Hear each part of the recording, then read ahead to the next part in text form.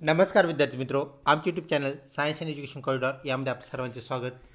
B Ed cap round 2024 आपल्या रजिस्ट्रेशनची आजची extended जी date होती ती म्हणजेच 28/7/2024. आज घडीला किती झाले रजिस्ट्रेशन्स हे आपण पाहूया. यासाठी जावं लागेल आपल्याला CET सेलच्या वेबसाईटवरती, ती म्हणजेच cetcell.mahacity.org. तत्पूर्वी आपण जर आमच्या चॅनलवरती नवीन असाल तर कृपया चॅनलला सबस्क्राईब करा. तसेच व्हिडिओ आवडल्यास नक्कीच मित्रपरिवारामध्ये शेअर करा. विद्यार्थी मित्रो, आपण CET सेलच्या वेबसाईटवरती आलो आहोत. BEd cap 2024 mahacity.org. त्यानंतर ऑनलाईन रजिस्ट्रेशनची जी डेट होती ती आपल्याला इथे संपलेली आज पाहायला मिळत आहे. 28 जुलैपर्यंत रजिस्ट्रेशन्स आपले चालणार आहे. आजही आपल्याला रजिस्ट्रेशन करता येईल. सायंकाळी म्हणजेच रात्री 12पर्यंत ही वेबसाईट चालू राहील. त्यानंतर आपण इथे पाहू शकता जी आपली ओल्ड सूचना होती रजिस्ट्रेशनच्या बाबतीत, जी 24 तारखेला आपल्याला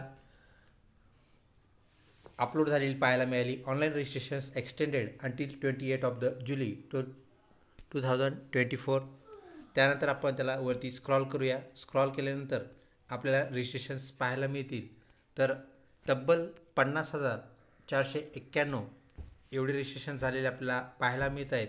त्यापैकी ॲप्लिकेशन्स लॉक किती लोकांनी फॉर्म सबमिट केले, 46,377. त्यानंतर फॉर्म किती व्हेरीफाय झाले, तर 39,473.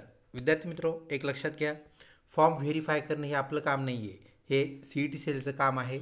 आणि फॉर्मची डेट संपल्यानंतरसुद्धा त्याला कालावधी दिलेला असतो. CET सेल ते फॉर्म व्हेरीफाय करत राहतं. ही गोष्ट आपण लक्षात ठेवा. म्हणजेच आपला फॉर्म सबमिट झाल्यानंतर पुढची जी प्रोसेस आहे ती पूर्णपणे CET सेलकडे आहे, हे आपण बिलकुल विसरू नये. तसेच आपण आपला फॉर्म सबमिट केल्यानंतर आपल्याला व्हेरिफिकेशनसाठी वाट पाहावी लागते. फॉर्म सबमिट झाल्यानंतर आपोआप तो व्हेरीफाय होतो, याची आपण खात्री बाळगा. त्यानंतर आपल्याला अजून एक गोष्ट पाहायला मिळते इथे, ॲडमिशन शेड्यूल. तर आता आपली रजिस्ट्रेशन डेट संपल्यानंतर पुढची जी कार्यवाही आहे तिचा लवकरच शेड्यूल आपल्याला इथे अवेलेबल झालेला पाहायला मिळेल. तर आपण इथे पाहू शकता BEd कॅप रजिस्ट्रेशन शेड्यूल जो जुना आपला 12 तारखेला अवेलेबल झाला होता, अपलोड झाला होता, तो आपल्याला इथे पाहायला मिळतो. असाच एक नवीन शेड्यूल आपल्याला वरती पाहायला मिळेल. ज्यावेळेस तो अपलोड होईल नोटिफिकेशनमध्ये आपल्याला चेक करत राहायचं आहे. CET सेलच्या आपल्या वेबसाईटवरती यायचं आहे. आणि आत्ता जसं आपण इथं कॅप शेड्यूलला क्लिक केलं आणि इथे आलो, त्याप्रमाणे आपण ॲडमिशन शेड्यूल आपल्याला काय करायचं, क्लिक करून इथे यायचं आहे. व्हिडिओ आवडत असल्यास नक्कीच लाईक करा. मित्रपरिवारामध्ये शेअर करण्यास बिलकुल विसरू नका. आता आपला महत्त्वाचा जो टप्पा आहे तो टप्पा म्हणजेच प्रोव्हिजनल मेरिट लिस्ट लागणे. तर आपल्याला प्रोव्हिजनल मेरिट लिस्ट लागण्याचा जो शेड्यूलमध्ये आपल्याला नवीन शेड्यूलमध्ये आपल्याला त्याचा वेळ येईल, म्हणजेच तारीख येईल, व त्याप्रमाणे आपली प्रोव्हिजनल मेरिट लिस्ट, ज्याला आपण प्राथमिक स्वरूपाची यादी असं म्हणत असतो, ती यादी लागल्यानंतर आपल्याला त्या यादीमध्ये सर्व बाबी चेक करायच्या आहेत. त्यामध्ये सर्वप्रथम आपली जी पर्सनल डिटेल्स आहेत त्या डिटेल्स आपल्याला काय करायच्या आहेत, व्यवस्थित तपासायच्या आहेत आणि त्या डिटेल्स करेक्ट आहेत का हे पाहायचं आहे. जे डॉक्युमेंट्स आपण सर्व अपलोड केले आहेत ते आपल्या लॉग इनमध्ये अवेलेबल होतील, पाहायला मिळतील. तसेच आपण भरलेली संपूर्ण माहिती आपल्याला लॉग इनमध्ये पाहायला मिळेल.